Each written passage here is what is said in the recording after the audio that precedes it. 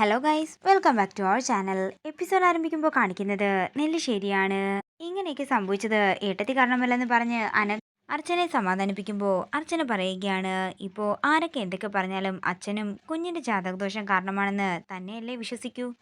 അങ്ങനെയുള്ള കാര്യങ്ങളല്ലേ ഇപ്പോൾ ഇവിടെ ഉണ്ടായിരിക്കുന്നത്. ഇനി എന്താണെങ്കിലും ഒരു ചടങ്ങും ഇവിടെ വേണ്ടെന്ന് പറഞ്ഞുകൊണ്ട് അർച്ചന താഴേക്ക് ഇറങ്ങി ചെല്ലുകയും ചടങ്ങിനെടുത്തു വച്ചിരിക്കുന്ന പലഹാരങ്ങളും എല്ലാം തന്നെയും മേശപ്പുറത്തു നിന്നും തട്ടി താഴേക്കിടുകയും ചെയ്യുന്നു. ഇത് കാണുന്ന സച്ചി ഓടി വന്ന് അർച്ചനയെ സമാധാനിപ്പിക്കുകയാണ്. തുടർന്ന് അങ്ങോട്ടേക്ക് വരുന്ന അവന്തിക പറയുകയാണ്, ഭാര്യയും ഭർത്താവും കൂടെ സ്നേഹിച്ചിവിടെ നിന്നോ, അവിടെ അച്ഛനാണ് ജയിലിൽ കിടക്കുന്നത്. അച്ഛനെ ഇറക്കാൻ പറ്റുന്ന എന്തെങ്കിലും വഴിയുണ്ടോ എന്ന് ഞാൻ നോക്കിക്കോളാം. അത്രയും പറഞ്ഞുകൊണ്ട് അവന്തിക അവിടെ നിന്ന് പോകുമ്പോൾ അച്ഛന്റെ കാര്യം നമുക്ക് നോക്കാമെന്നും അച്ഛനെ നമുക്ക് പുറത്തിറക്കാമെന്നും സച്ചി അർച്ചനയോട് പറയുകയാണ്. പിന്നീട് കാണിക്കുന്നത് സേതുമാധവനെ പോലീസ് സ്റ്റേഷനിലേക്ക് കൊണ്ടുവന്നിരിക്കുന്നതാണ്. ജീപ്പിൽ നിന്നും ഇറങ്ങുമ്പോൾ തന്നെ സേതുവിന് നെഞ്ചുവേദന അനുഭവപ്പെടുകയാണ്.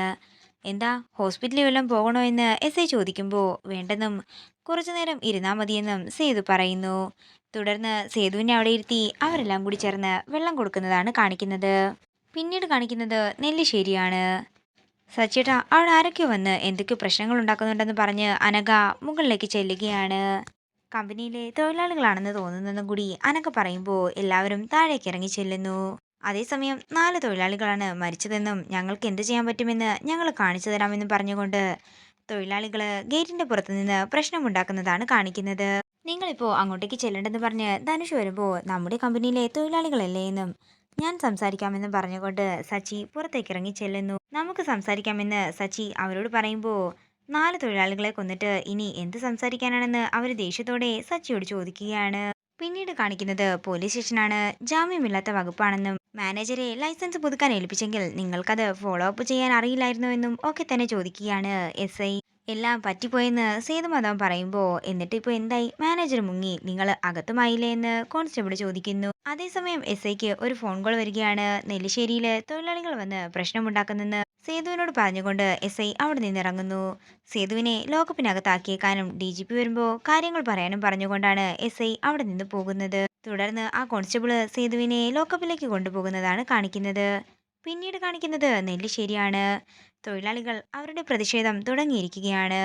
എല്ലാവരുടെയും മേത്തേക്ക് കല്ലുകൾ എറിയുന്നതാണ് കാണിക്കുന്നത്. അങ്ങനെ ഒരു കല്ല് അർച്ചനയുടെ നെറ്റിയിൽ കൊള്ളുകയാണ്. അർച്ചനയുടെ നെറ്റി പൊട്ടി ചോര ഒലിക്കുന്നതാണ് കാണിക്കുന്നത്. തുടർന്ന് പോലീസ് ഇടപെട്ട് അവരെ മാറ്റാൻ ശ്രമിക്കുമ്പോൾ അർച്ചന പറയുകയാണ്, വേണ്ട സാർ, അവരൊന്നും ചെയ്യണ്ട, ഞങ്ങൾ സംസാരിച്ചാൽ തീരാവുന്ന പ്രശ്നമേ ഉള്ളൂ, നിങ്ങൾ കൂടുതൽ സംസാരിക്കുകയൊന്നും വേണ്ടെന്നും മരണപ്പെട്ട തൊഴിലാളികൾക്ക് വേണ്ടി എന്ത് ചെയ്യാൻ നിങ്ങളെ കൊണ്ട് സാധിക്കുമെന്നും ഒരാൾ ചോദിക്കുമ്പോൾ മരണപ്പെട്ട തൊഴിലാളികളുടെ വീട്ടിലേക്ക് 50 ലക്ഷം രൂപ വീതം ധനസഹായവും പരിക്കേറ്റ് കിടക്കുന്നവർക്ക് 5 ലക്ഷം രൂപ വീതവും പ്രഖ്യാപിക്കുകയാണ് അർച്ചന. എല്ലാ ധനസഹായവും നാളെ വൈകുന്നേരത്തിനുള്ളിൽ തന്നെ എല്ലാവരുടെയും വീട്ടിലേക്ക് ഞങ്ങൾ നേരിട്ടെത്തിക്കാമെന്നും അർച്ചന പറയുമ്പോൾ അവരെല്ലാം അവിടെ നിന്ന് പിരിഞ്ഞു പോവുകയാണ്. തുടർന്ന് എസ് ഐ എത്രയും പെട്ടെന്ന് കാര്യങ്ങളെല്ലാം ചെയ്യണമെന്ന് പറഞ്ഞ് അവിടെ നിന്ന് പോകുന്നു. പിന്നീട് കാണിക്കുന്നത് പോലീസ് സ്റ്റേഷനാണ്. സേതുവിനോട് വക്കീലിനെ കൊണ്ട് തന്റെ മരുമകൾ വന്നിട്ടുണ്ടെന്ന് കോൺസ്റ്റബിൾ പറയുമ്പോൾ സേതു അയാളുടെ കൂടെ പുറത്തേക്ക് ഇറങ്ങി ചെല്ലുന്നു. അതേസമയം അവന്തികയെ കണ്ട് സേതുവിന് സന്തോഷമാവുകയാണ്. സേതുവിനെ കണ്ടയുടൻ തന്നെ അവന്തിക ഓടിച്ചെന്ന് കെട്ടിപ്പിടിച്ച് കരയുകയാണ്. തുടർന്ന് വക്കീൽ പറയുകയാണ്, ലൈസൻസ് ഇല്ലാതെ ഒരു കമ്പനി നടത്തിയത് തന്നെ നിയമം അനുവദിക്കാത്ത ഒന്നാണ്. ഇതിപ്പോ കുറച്ചു നേരമെങ്കിലും ജയിലിൽ കിടക്കേണ്ടി വരും. മാക്സിമം നമുക്ക് ബെയിലിന് ശ്രമിക്കാം. എന്റെ ജാതകത്തിൽ കാരാഗ്രഹവാസം കാണും, അതുകൊണ്ടാ എനിക്കിതൊക്കെ അനുഭവിക്കേണ്ടി വരുന്നതെന്ന് സേതു പറയുമ്പോൾ എല്ലാം അർച്ചനയുടെ കുഞ്ഞിന്റെ ജാതകദോഷം കാരണമാണെന്ന് അവന്തികയും പറയുന്നു. തുടർന്ന് സേതുവിനെ കൊണ്ട് കുറച്ച് വെള്ള പേപ്പറുകളിൽ ഒപ്പിട്ട് വാങ്ങിക്കുകയാണ് അവന്തികയും വക്കീലും. ഇതില് ഒന്നുമില്ലല്ലോ എന്ന് സേതു ചോദിക്കുമ്പോൾ മാറ്ററൊക്കെ ഞാൻ എഴുതിക്കൊള്ളാമെന്ന് വക്കീല് പറയുന്നു. ഇത് കേൾക്കുന്ന അവന്തിക വക്കീലിനെ നോക്കി ചിരിക്കുമ്പോൾ വക്കീലും അവന്തികയെ നോക്കി ചിരിക്കുന്നു.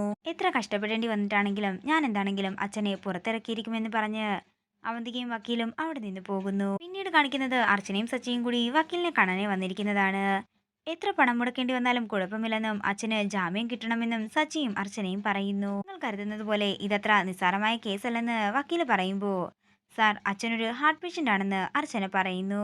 ഒരു ദിവസം പോലും അച്ഛനെ പോലീസ് സ്റ്റേഷനിൽ കിടത്താൻ പറ്റില്ലെന്ന് അർച്ചന പറയുമ്പോൾ ഹാർട്ട് പേഷ്യന്റ് ആണല്ലോ, അത് വെച്ച് നമുക്കൊന്ന് കളിച്ചു നോക്കാമെന്ന് വക്കീല് പറയുന്നു. അങ്ങനെ അവരെല്ലാവരും കൂടി പോലീസ് സ്റ്റേഷനിലേക്ക് പോകുന്നത് കാണിച്ചുകൊണ്ട് ഇന്നത്തെ എപ്പിസോഡ് ഇവിടെ തീരുകയാണ്. വീഡിയോ ഇഷ്ടമായെങ്കിൽ മറക്കാതെ ലൈക്ക് ചെയ്യുക, ഷെയർ ചെയ്യുക, കമന്റ് ചെയ്യുക. കൂടുതൽ സീരിയൽ അപ്ഡേറ്റ്സിനായി മറക്കാതെ സബ്സ്ക്രൈബ് ചെയ്യുക.